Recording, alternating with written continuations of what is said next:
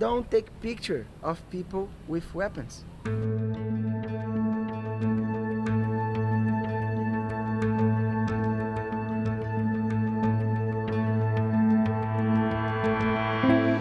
Brezilya'nın en büyük ikinci şehri Rio de Janeiro'dayız.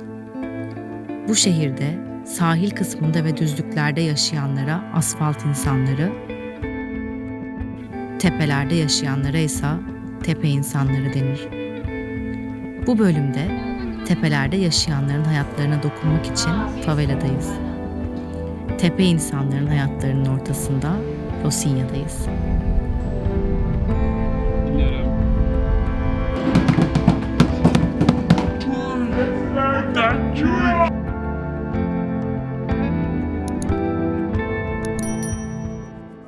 Herkese yeniden merhabalar. Bu hafta sizi Rio de Janeiro'nun arka sokaklarına, buranın favelalarına götüreceğiz.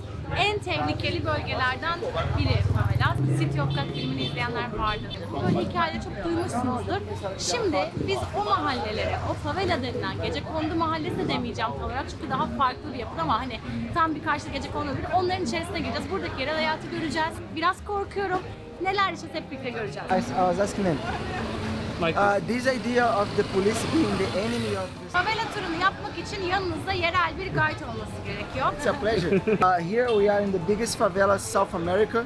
It's called Rocinha, means little farm. The work the police is doing here, basically, they are patrolling the main road. This unit of the police, it's called the pacification unit. Over the last 30 years, here Rio was in a big war and a big issue between the drug dealers and the police. The drug dealer live in here, in favelas. Yeah, there's a lot. Wow, City of God'a da gidebiliyormuşsunuz. Biraz önce Kayo bize anlattı. Ama içine giremiyorsunuz çünkü hala orada silah çatışmalar devam ediyor. Her gün diyor. Her gün. Everyday shooting. Everyday shooting. Every day. Şimdi yukarı çıkmak için yeniden kasklarımızı tak. Yeah, just to point out, mototaxi is one of the main transportation in the favela. You see these guys going up and down every time. The best place to go up. Yes, let's go. Let's go.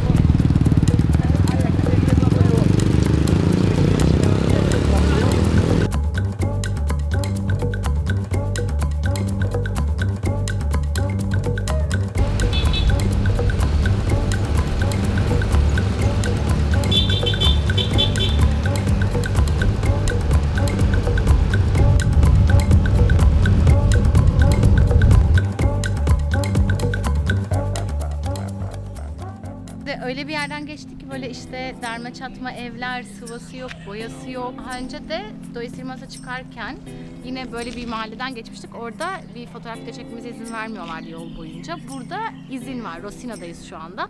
Favela is the name of a tree. This tree is a kind of cactus, go 3 meters height. There was this hill called the Favela Hill.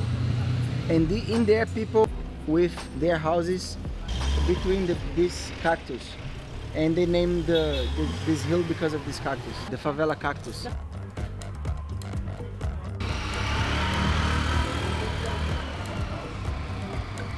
Elini ver bana. 1, 2, 3. Bir eve giriyorsun. Gel kan. Birinin evine girdik hala. Terasa çıkıyoruz şu anda. Take a look on the view. Oh, very good view. The rooftop. Favela'da yerellerden birinin evine giriyoruz şu anda. Değişik.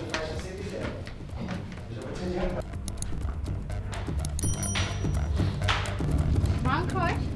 Ev manzara köşesi. Tepeye bakar mısın? Manzara, hepsi O yüzden mantıman getir demiş Kaya. İkililiğe bakar mısın? Şurada bir ev ve arkada Rio de Janeiro'nun. Why do they build the houses on top of the hills, not next to the beach? I'll tell you what. Strategically saying, if you have a house on top of a hill, you can see your enemy who comes. from the bottom, or you can see who comes. You can see if you want to make something bad Yes, here. Like and we are talking crime. about especially these ex-military people that they took the Providence and the first favela was born. The first favela people are the ex-military soldiers. Yes, Yeah, in the general, first one. So they know every strategy. Yeah. yes. That's why they build it here.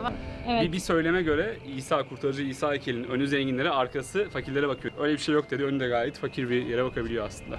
The meat is busted. Yeah, I was just telling him what you told me about the. Is it Yeah. true? Oh, No, it's. nice t-shirt. Hey, go shoot Countries.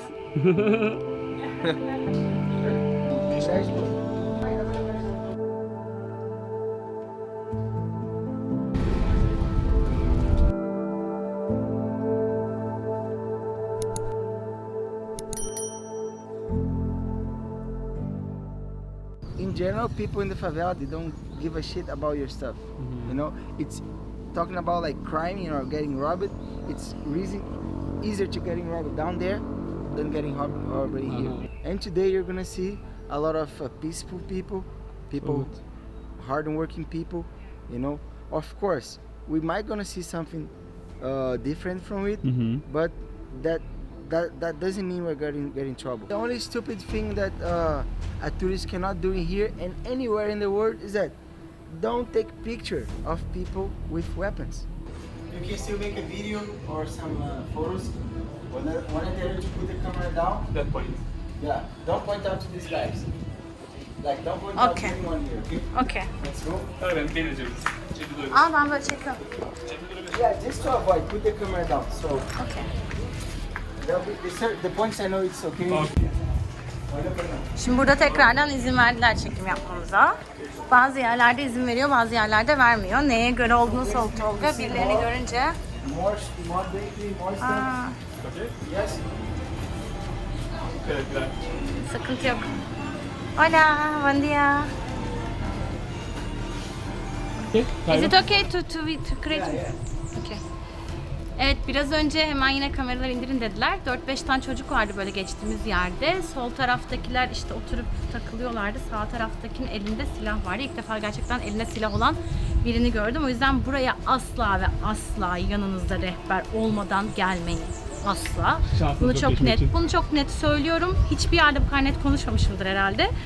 Ben bayağı bir korktum, şimdi güldüğüme falan bakmayın. Bayağı çocuğun elinde böyle altın renkli bir tane kocaman silah vardı.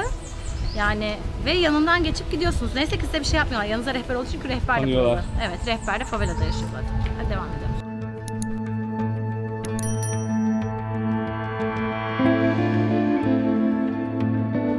Living in a favela is just a poor way of living, a way to survive.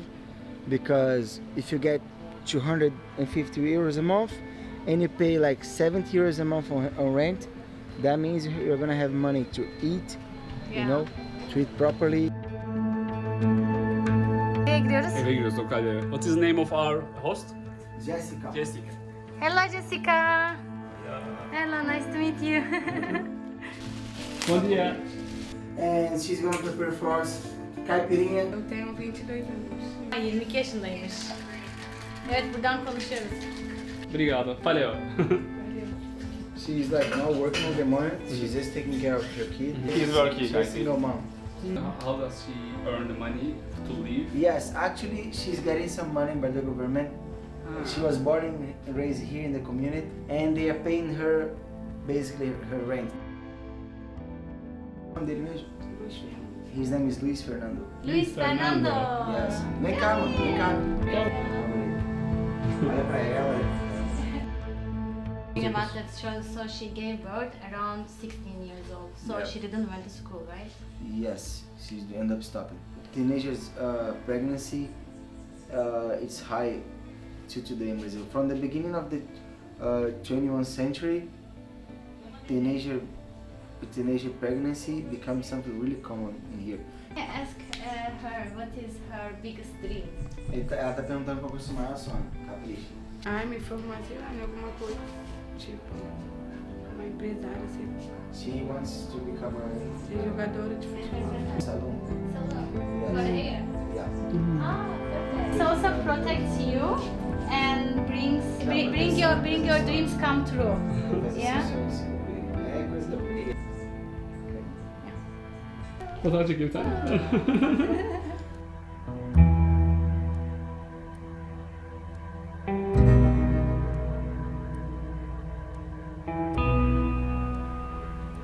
We're talking about an organized crime net and these guys they are like they're not playing. We're talking about an international crime net. So some areas ruled by these people, there'll be more shooting than areas. Than the other ones. Like Yes, here. because in total there'll be gangs in Rio. We have 3, and there is only one that maybe is ruling 70% of the Rio.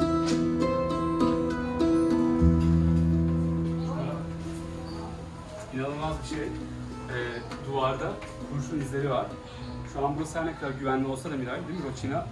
Evet. Burada zamanında çok fazla çatışma olmuş. Zaten belli yerlerde kamera kullanamamızın sebebi de bu. Hala silah taşıyorlar. Hadi devam edelim. Let's go. 2 anos, que quando eu comecei a usar, me expressar através do grafite como cura também. Aqui ficou conhecido como linha da morte. You see, like she's showing all the bullet holes. Aqui, ó, muitas balas She de... said there was a lot of bullets on the floor in here. Uma vez eu vi, tem aquilo que kids, uma criança brincando, juntando balas assim. Bullets. E aí essa situação, esse cenário foi uma inspiração para mim fazer o que eu tô fazendo hoje.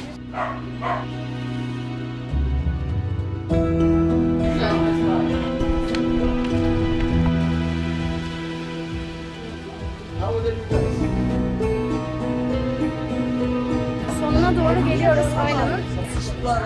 Ne gündü, neler yaşadık. Çok ilginç şeyler oldu. Yani kamera her yerde yok. Evet, bazı yerlerde kamerayı indirdi. O yerlerde o kadar ilginç şeyler gördük ki bildiğiniz Tanrı Şehir, City of God filminin sahneleri gibiydi. Yani o film gerçek. Böyle sahneler vardı, böyle işte bir ev düşünün, yine böyle gece konulu. Ondan sonra önünde tezgah açmışlar. Orada kendileri böyle işte uyuşturucularını sıralamışlar. Bir tanesi var elinde böyle benim şu kolum kadar, tam bu kadar bir siyah silah. Bir tanesine altın renkli vardı mesela. O daha böyle o şu kadardı. Öbürü kolum kadardı, böyle bayağı büyük silah. Hani böyle gösterebileceğim şeylerini ve buraya gelip onları bir de fotoğraflamaya çalışanlar varmış. Tabii ki de onlara saldırırlar yani hani böyle bir durumda. Böyle yani burası favela. Yani Burada her şey gerçek. Buraya fakirlik görmek vesaire, fakirlik görmek için para vermek gibi değerlendirenler var. Bence kesinlikle böyle bir şey değil. Değil. Bir defa doğru bir turla gelirseniz, doğru lokalle gelirseniz burada yaşayanlara yardım ediyorsunuz. Evet. Evlere girip bağış yapıyorsunuz, para veriyorsunuz. Onların için umut oluyorsunuz. Öptüm bile mesela, inanılmaz bir andı. O yüzden burayı sakın şey gibi değerlendirmeyin. Hani şey izlemeye geliyormuş gibi bir durum yok. Aynen öyle ve Özel bir şimdi şey. yavaş yavaş çıkıyoruz faveladan. Bunun sonuna geliyoruz. If you come to Rio, please find him. We will give his contact information below. He invented a very nice local favela tour, which also helps to the locals. We can donate them. Very nice. Thank you very much. Thank you very much.